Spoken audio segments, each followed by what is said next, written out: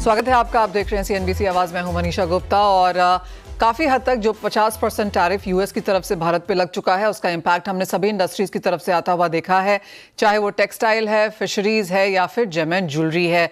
2 साल पहले से ही हमने यहाँ पर हल्की सी सुस्ती बनते हुए देखी थी, और इस बार टैरिफ्स की वजह से यहाँ पर और भी प्रेशर बढ़ने की ज़रूरत एक्सपेक्टेशन है। माना यह जा रहा है कि इंडियन मार्केट्स में, क्योंकि हम फेस्टिवल्स पर काम कर रहे हैं, तो घरेलू बाजार में यहाँ पर ज़्यादा बेहतर कंजम्पशन होते हुए नजर आएगी। एक्सपोर्ट्स को लेकर ऑफकोर्स कुछ चिंताएं यहां पर बन सकती हैं। इस सब पर बात करने के लिए लक्ष्मी डायमंड के सीएमडी चेतन मेहता मेरे साथ हैं। चेतन जी नमस्कार, शुक्रिया साथ जुड़ने के लिए। एंड क्लियरली काफी कंसर्न्स हैं यहां पर एक्सपोर्ट्स को लेकर। डायमंड एक तरफ है, डायमंड ज्वेलरी दूसरी तरफ है। मार्केट्स को यह लगता है कि दूसरे बाजार अब ढूंढने पड़ेंगे। यूएस जहां पर हम 30-35% अब तक एक्सपोर्ट करते थे, वहां पर कुछ कंसर्न्स निकल के आ सकती हैं। नमस्कार मनीषा जी, पहले तो गणेश चतुर्थी के अपने सभी सीएनबीसी टीवी 18 के दर्शकों को और आपको गणेश चतुर्थी की बहुत बहुत बधाइयां और शुभकामनाएं। और ये तो पहले से हमें पता था कि यूएस ने 50% टैरिफ लगाई है, लेकिन मुझे लगता है कि हमें यूएस के ऊपर अब आगे डिपेंडेंट नहीं होना चाहिए। इंडिया में हमें डोमेस्टिक मार्केट पे बहुत ज्यादा काम करना चाहिए, और मुझे लगता है नेगोशिएशन आगे होगी और बातचीत भी होगी, ऐसा मुझे लगता है। लेकिन अभी आज के इस हिसाब से मुझे लगता है कि इंडिया गवर्नमेंट को डायमंड ज्वेलरी पे जो जीएसटी है वो 0 कर देनी चाहिए 1-2 साल के लिए। कहीं ना कहीं हमें पता है कि 10% of population, 8 to 10% of population India में सिर्फ डायमंड खरीद रही है और पहन रही है। हमारे पास बहुत बड़ा स्कोप है इंडियन डोमेस्टिक मार्केट में। तो मुझे लगता है कि अगर गवर्नमेंट सीरियसली इसके बारे में सोचे, 1 या 2 साल अगर डायमंड ज्वेलरी पे 0 जीएसटी कर दे, तो कहीं ना कहीं जो 90% हमारी जो और पॉपुलेशन है उसके ऊपर हम डायमंड के अंदर काम कर सकते हैं। और मुझे लगता है कि हम किसी दूसरे देश के ऊपर डिपेंडेंट तो जरूर है, लेकिन हमारी खुद की आबादी इतनी बड़ी कि अगर हम डोमेस्टिकली काम करें तो हमें और ज्यादा ग्रोथ और सेल हो सकती है, और डोमेस्टिक सेल्स और इम्प्रूव हो सकती है। मनीषा जी, ये मेरा मानना है।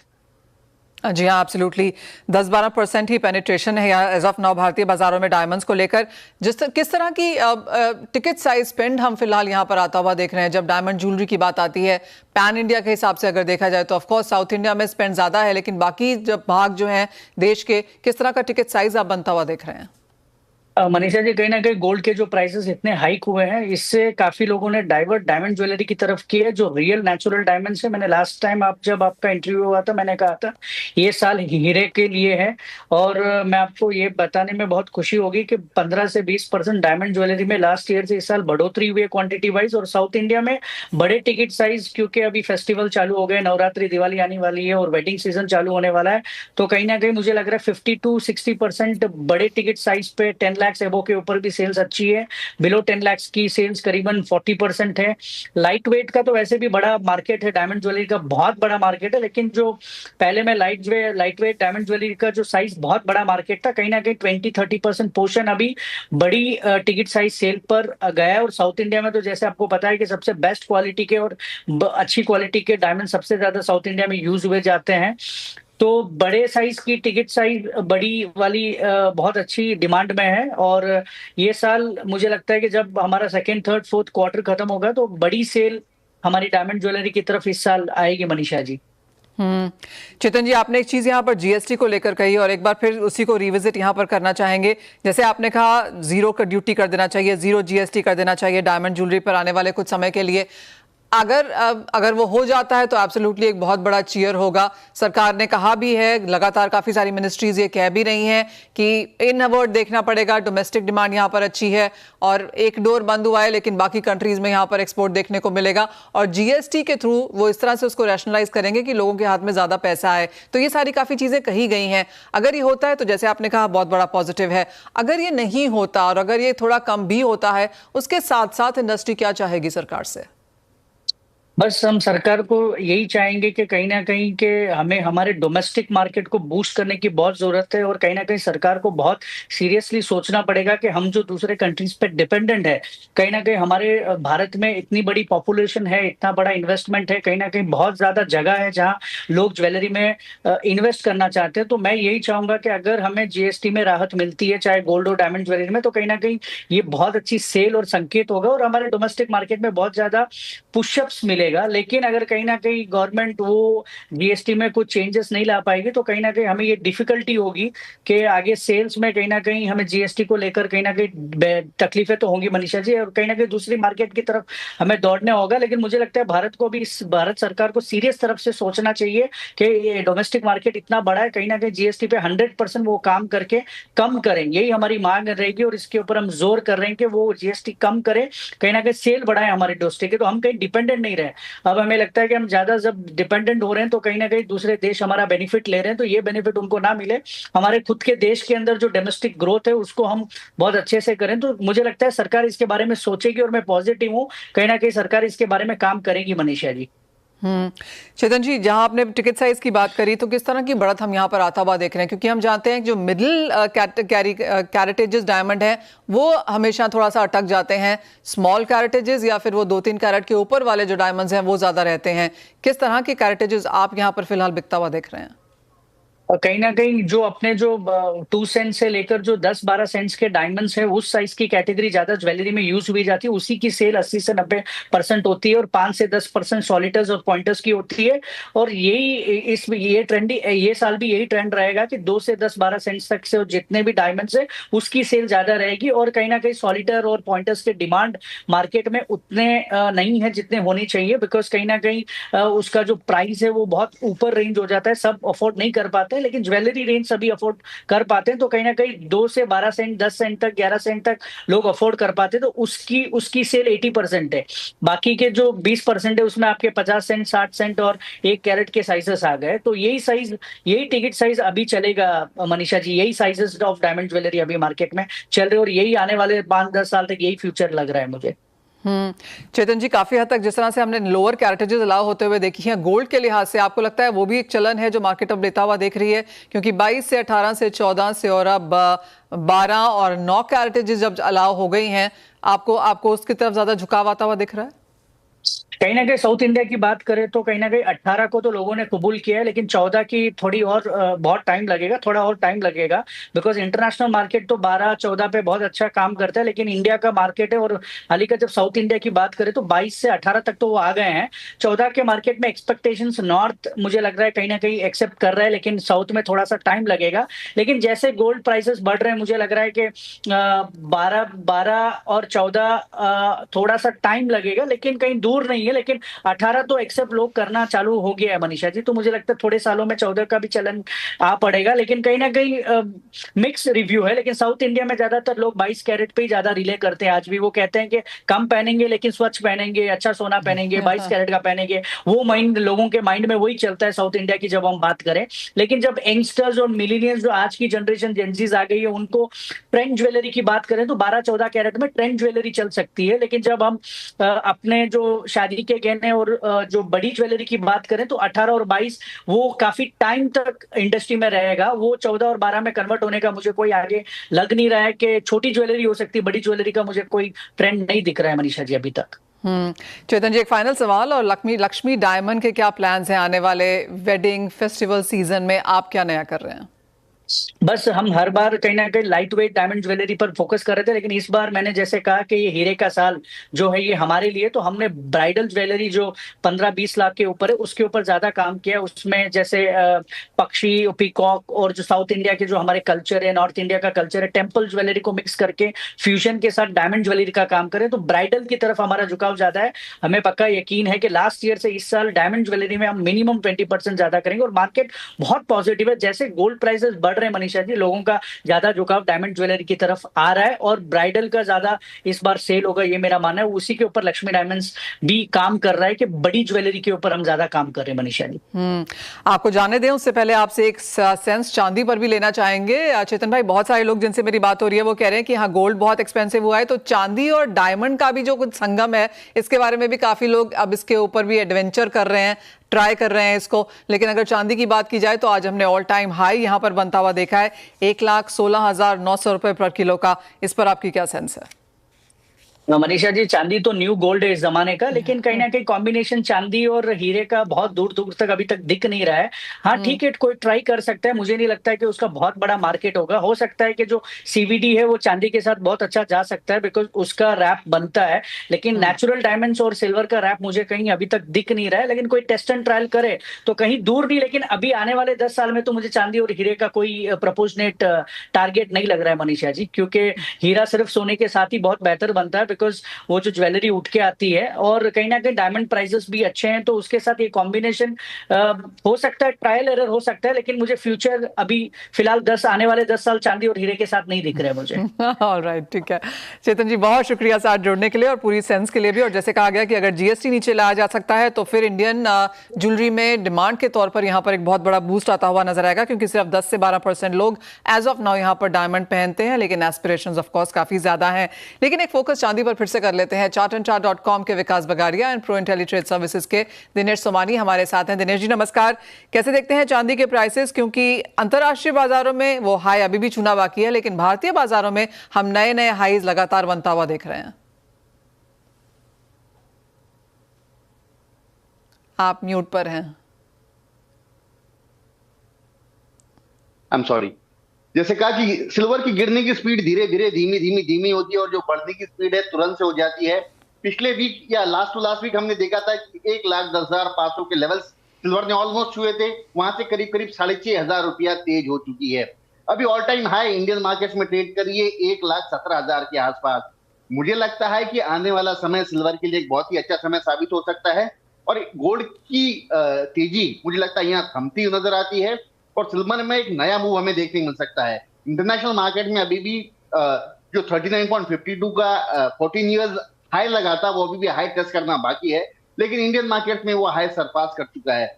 मुझे लगता है कि 16,000 का लेवल अभी हाल फिलहाल एक हफ्ते के लिए बेस बनाकर चलेगा। ऊपर में 1,18,400 1,20,200 के लेवल हमें देखने मिल सकते हैं।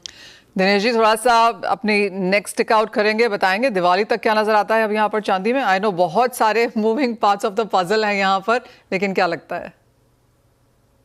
बिल्कुल 1,25,000 मिनिमम लगता है, 1,33,000 मैक्स टू मैक्स अपसाइड लगता है। 123 कह रहे हैं आप?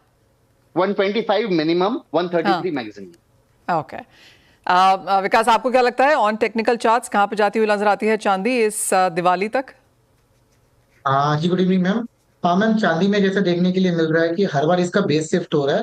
पहले 1,04,000 का सपोर्ट जोन था, वहां से बाउंस करके 1,13,14,000 का हाई करने के बाद रिट्रेस करके 1,08,000, और अब जो सपोर्ट जोन है 1,10,000 के करीब देखने के लिए मिला है, और वहां से एक अच्छा बाउंस भी देखने के लिए मिला और ऑल टाइम हाई पे भी है। मेरे को लग रहा है कि इसमें अभी एक फ्रेश ब्रेकआउट देखने के लिए मिल रहा है। तो अब जो सपोर्ट है मेरे को लगता है 1,12,000 और 1,11,000 के करीब है, एंड चांदी 1,17,000 के ऊपर जैसे ही सस्टेन कर रहा है, तो मेरे को लगता है कि दिवाली तक 1,21,000 के जो फिगर्स है, फिबोनाची का 1.61 का जो एक्सटेंशन जोन है वहां तक जाना चाहिए, और मैक्स सिनेरियो में 1,28,000 के जो जोन्स है वो देखने के लिए नीचे मिल सकते हैं।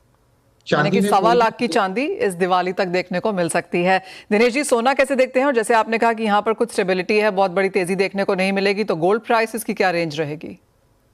कि ये 7वां सेशन है जहां गोल्ड हरे निशान में ट्रेड कर रहा है। 98,500 के लेवल्स हमने देखे थे, और वहां से निरंतर बढ़कर ये करीब करीब 3,000 रुपए तेज हो चुका है। 1,01,600 के आसपास ट्रेड कर रहा है। मुझे लगता है कहीं ना कहीं 1,0800 के आसपास ये रेजिस्ट करेगा। यहां से नीचे अगर कहीं 200 रुपया 300 रुपया मिलता है 1,01,400 के आसपास, तो वहां खरीदारी की जा सकती है। 1,01,800 के अपसाइड टारगेट लगते हैं। मुझे लगता है गोल्ड कहीं ना कहीं यहां से अब थोड़ा सा थमता हुआ नजर आएगा, और सिल्वर में एक बड़ा मूव आता हुआ नजर आता है। चलिए, 1,00,000 के आसपास होना है, यहाँ पर भी थम जाए तो बहुत है। विकास, क्रूड कैसे देखते हैं आप? क्योंकि यहाँ पर इन द नेगेटिव हैं हम, ऑन मंथ ऑन ईयर, पिछले 12 महीने के लिहाज से भी। क्या यहाँ से भी बिकवाली की राय? हाँ जी मैम, क्रूड ऑयल में सेल ऑन राइज लगता है। हायर एंड पे 5750 5850 एक रेजिस्टेंस के तौर पे उभर रहा है। तो जब तक 5850 के ऊपर क्रूड सस्टेन नहीं करता है तब तक सेल ऑन राइज रहेगा। कोई भी अपटिक में बेचना चाहिए। 5,850 5,900 का स्टॉप लॉस रखना चाहिए। लोअर एंड पे 5,500 एंड 5,400 के जो जोन्स है वो टारगेट के तौर पे देखे जा सकते हैं। जी मैम।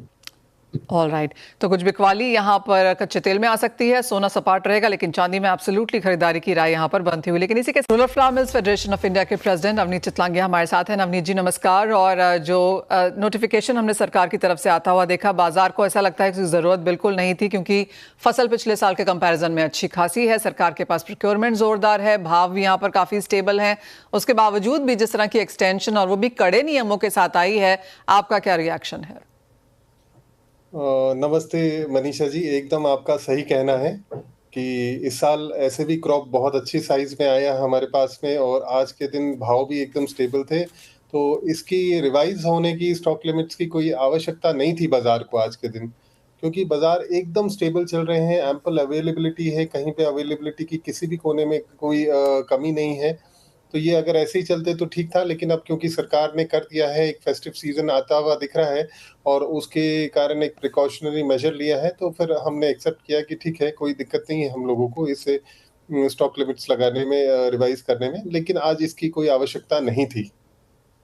नवनीत, आप कह रहे हैं कि कोई दिक्कत नहीं है क्योंकि यूज टू हो गई है ये इंडस्ट्री सारे टाइम इन कड़े नियमों का पालन करने की। इंडस्ट्री को अब आदत सी पड़ गई है। 3 साल से ऐसा हो रहा है कि हम लोग एक तो एवरी फ्राइडे रिपोर्टिंग भी कर रहे हैं हमारे पास स्टॉक्स कितने हैं, और ऊपर से हम हर क्वार्टर में देख रहे हैं कि कोई ना कोई रिवीजन स्टॉक लिमिट्स को लेकर के आ जाता है। तो इंडस्ट्री, ट्रेड सब इससे वाकिफ है, और वो आज अब समझने लग गए कि भाई ये आ सकता है, तो उसकी पहले से तैयारी करके रखते हैं।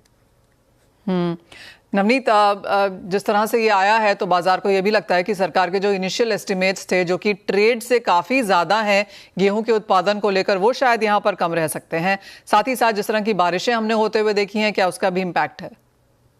देखिए, सरकार के फिगर्स और हमारे फिगर्स हमेशा से थोड़े से 4-5 मिलियन टन के उसमें डिफरेंसेस रहे हैं। ऐसा नहीं हुआ कि ये पहली बार है, ये हम 3-4 साल से जब से हमने अपना सर्वे कराना चालू किया, तो हमारे को ये समझ में आ रहा है कि सरकार के फिगर हमेशा अपर साइड में होते हैं और हम लोगों के कुछ लोअर साइड में होते हैं। तो ये एक एस्टिमेट है, कोई भी कुछ भी एस्टिमेट कर सकता है, सबके अपने-अपने प्रोसीजर्स हैं एस्टिमेशन करने के, तो उसमें कोई हमारा रिमार्क नहीं रहेगा।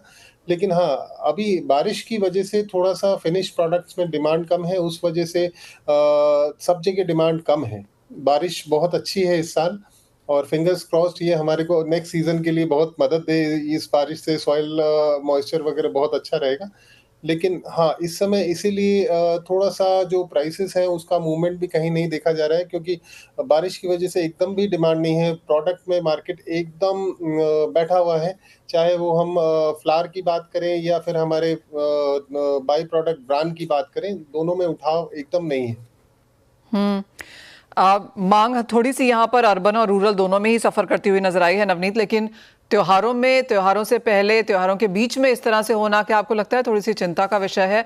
और कैसी डिमांड आप आगे जाकर यहाँ पर अब एंटिसिपेट कर रहे हैं, जब हम जानते हैं कि थोड़ा सा स्लो डाउन है ही? नहीं मैडम, अब हम लोगों को लग रहा है, क्योंकि इस बार फेस्टिव सीजन भी थोड़ा सा 15 दिन पहले है, तो हमारे को जो उम्मीद है वो हफ्ते भर में डिमांड उठना चालू हो जाना चाहिए, ऐसा हमारी उम्मीदें हैं। और जब तक थोड़ा सा बारिश भी अब थमना चाहिए, तो बारिश के थमने का सबको इंतजार है। जैसे ही थोड़ा सा बारिश थमेगा और ये सारी डिमांड अपने आप बढ़ने लग जाएंगी। और अब तो 2 महीने केवल फेस्टिव सीजन है, उसके बाद में मैरिजेस हैं, तो हमारे लिए एक अच्छा साल होना चाहिए इस साल भी।